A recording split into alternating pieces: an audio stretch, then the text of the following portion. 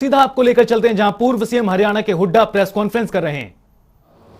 MSP जो होगा वो 1980 है। सरकार लेना खरीद शुरू कर रही आगे से, लेकिन मंडी में आया हुआ है, वहां तो लुटाई हो रही है किसान की। जब भी कभी कह देते हैं भाई धान की हम खरीद 25 सितंबर से करेंगे, अब कह रहे हैं 1 अक्टूबर से करेंगे। इतनी बारिश हो रही है, किसान की धान खेत में भी और मंडियों में भी बर्बाद हो रहा है, उसका कोई वो मुआवजा नहीं दिया जा रहा। और जितनी ये बारिश जो है, आज भी बारिश है, पूरे हरियाणा में बहुत बारिश है। एक्सेस ऑफ रेन से जो जल भराव हुआ है खेतों में, सड़कों पे, शहरों में, उसकी कोई बस्तियों में कोई निकासी का वो नहीं कि उस तरफ ध्यान ही नहीं दिया गया। सब चौक पड़ा मामला और आवागमन, और उसमें बड़ी परेशानी हो रही है। और जो आपकी फसल है, जो कपास है, मूंग है, ग्वार है, बाजरा है, उनका बड़ा भारी नुकसान हो रहा है। कपास तो बर्बाद ही हो गई, तो फौरन गिरदावरी करके उसका करें। धान का खेत में भी जैसे नुकसान हो रहा है, मंडियों में उसकी तुरंत खरीद शुरू करनी चाहिए इनको। इसी प्रकार से आपका अनएम्प्लॉयमेंट, बेरोजगारी इतनी बढ़ रही है कि सीएमआई की जो रिपोर्ट आई है वो 35.7 हाईएस्ट इन द कंट्री। अब ये कहते हैं उस रिपोर्ट को नहीं बांधते। अरे 2019 में तो सब ये रिपोर्ट वैलिड थी, जेजेपी का उनका बयान है, उस पर रिलाई किया। आज वो रिपोर्ट बदल गई। मतलब इस प्रकार से दोहरा स्टैंड कैसे है, जबकि सीएमआई की रिपोर्ट एक ऑथेंटिक रिपोर्ट है, रिलायबल रिपोर्ट है, पूरा देश मानता है इसको। और ये नहीं है कि थोड़े से आदमी से किए, हर वर्ग की वो करके सर्वे करके जब उसकी रिपोर्ट आई है, पूरा अखबार में उसका वो भी आया, ब्यूरो भी आया, कितने आदमियों ने हरियाणा में सर्वे किया है, क्या नहीं है, सब पूरा अखबार में भी उसका आया है। इसी प्रकार से इन्होंने, जैसे मैंने कहा, जैसे फल और सब्जी जो मंडी थी, हमने मार्केट फीस उसकी माफ कर दी थी, इनने 2% फिर लगा दी। एक तरफ तो कह रहे हम मुआवजा देंगे, 2% उसके ऊपर मार्केट फीस लगा दी। वहां के जो सब्जी मंडी के आड़ती हैं सब इस बात से परेशान हैं और महंगाई बढ़ाने का काम मतलब कर रहे हैं।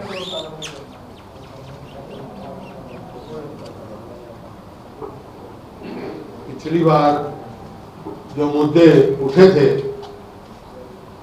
पेपर लीक के, आज खुलासा हुआ अखबार में थोड़े दिन पहले कि ये अब जब वो नहीं, फरवरी 2020 में जो एलडीसी का हुआ था वो भी पेपर लीक हुआ। रेवाड़ी में एफआईआर भी दर्ज हुई है 10 से।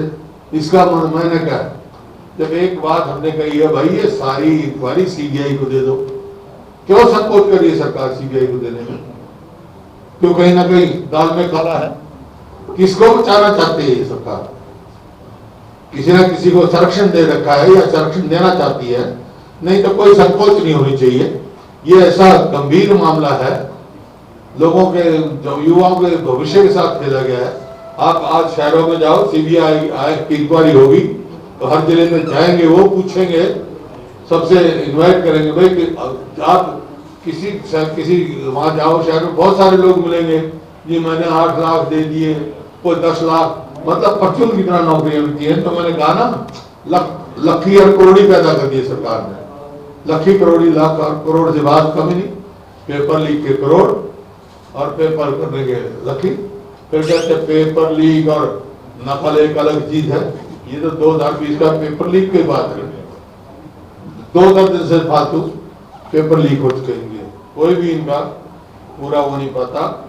इसी प्रकार से हमने लैंड एक्विजिशन के बारे में गवर्नर साहब को वो दिया था हमने, जो किसान विरोधी है, जो सेंट्रल एक्ट के भी विरोध में है, और किसी प्रदेश तो है, पंजाब ने या किसी ने नहीं किया, जो किसान जहाँ किसानों की सरकार है, ये उनको उसको वापस देना चाहिए, इन्होंने लिया। इसी प्रकार से BBME का अब तक कोई मेंबर ही नहीं बना हरियाणा का, ये और क्राइम रेट का। और इसी प्रकार से हमने मांग की थी, जब असेंबली में कहा, सरकार ने आश्वासन दिया, पहले तो ये कहा कि कोरोना से ऑक्सीजन की कमी से कोई डेथ नहीं हुई। जब हमने मांग रखी तो हमारे को कहा हम हाई लेवल कमेटी बनाएंगे, उसकी जांच करेंगे। तो वो अब तक कमेटी नहीं बनी है, ये आपके सामने है। इसी प्रकार जो है इस सरकार के 2 साल में यही निष्कर्ष है, ये सरकार विफल है। और हाँ, और क्राइम की जो है आप स्वयं देख सकते हैं, दूर जाने की जरूरत नहीं। पंजाब के साथ आप कंपेयर करें, मर्डर हमारे यहाँ 1143 हुए हैं, पंजाब में 757। पंजाब हमारी बड़ी स्टेट है। और आपकी डाउरी डेथ हमारे यहाँ 251 हुई है, पंजाब में 63। इसी प्रकार किडनैपिंग का 2949 हमारे यहाँ हुई है, 1399 पंजाब में हुई। रेप में तो रेप वो बन गया 1373 रेप केसेस हमारे यहाँ हुए, पंजाब में 502, मतलब 3 गुना पंजाब से ज्यादा। इसी प्रकार से क्राइम अगेंस्ट वुमेन हमारे यहाँ 13,000 और पंजाब में कुल 4,838, मतलब 3 गुना। इसी प्रकार क्राइम अगेंस्ट चिल्ड्रन यहाँ हमारे यहाँ 4,338 और पंजाब में 2,121। क्राइम अगेंस्ट SC/ST हमारे यहाँ 1,210, पंजाब में 165। No comparison. साइबर क्राइम हमारे यहाँ 656, पंजाब में 378। और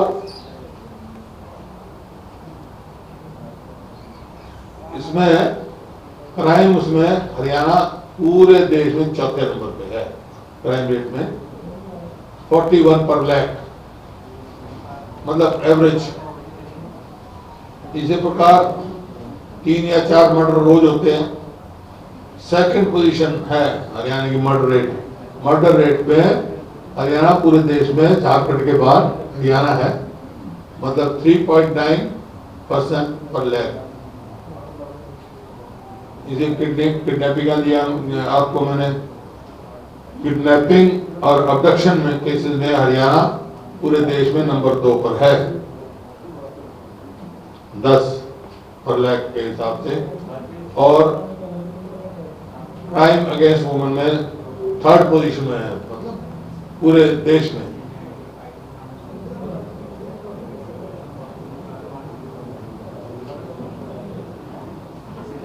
और जो केसेस हैं आपकी थेफ्ट के, उसमें जो है हरियाणा नंबर 1 है थेफ्ट के केस पूरे देश में।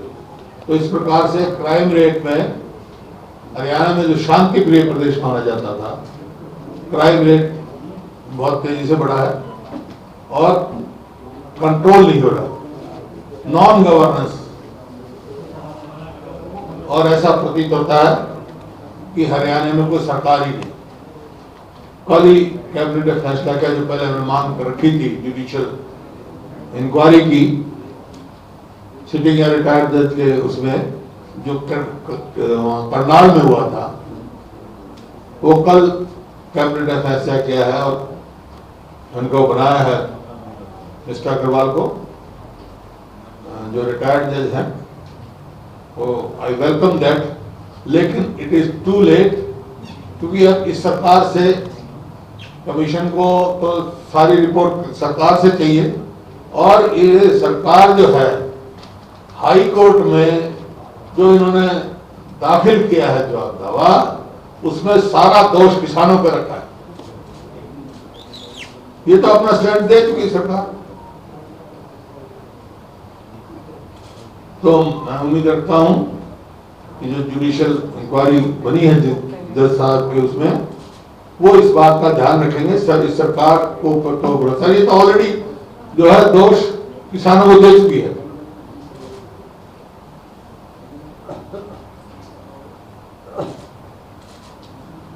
तो ये जो मैंने कहा था विपक्ष आपके समक्ष की शुरुआत मैं करनाल से करूंगा, जहां से हमारे मुख्यमंत्री जी विधायक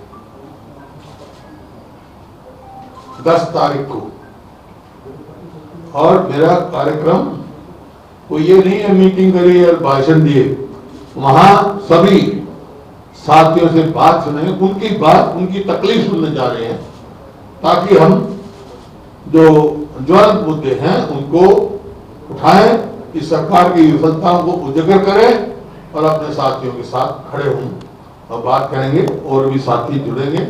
वहाँ पूरा दिन मैं करनाल में रहूंगा, मैं और मेरे और भी विधायक काफी साथी वहाँ करनाल में रहेंगे, नए वहाँ साथियों से बात करेंगे, उनकी बात सुनेंगे, पूरा दिन करनाल में रहेंगे। और इसी प्रकार से हर जिला हेडक्वार्टर पर जाऊंगा। पर उसके बाद जिला पे होने के बाद विधानसभा क्षेत्र में जाएंगे। ये हमारा कार्यक्रम है। और यही कही कल विधायक दल की बैठक में यही फैसला हुआ था। तो करनाल के बाद कहां का सब जिलों में जाएंगे, 22 के 22 जिलों में। वो तब 10 तारीख करनाल का अनाउंस करके वहीं से हम अनाउंस करेंगे। वहाँ करनाल में प्रेस कॉन्फ्रेंस भी करेंगे, लोगों की जो बात होगी, जो समस्या तकलीफ भी हम बताएंगे वहाँ पर, और जो वहाँ की है वहीं से नेक्स्ट प्रोग्राम अनाउंस करेंगे।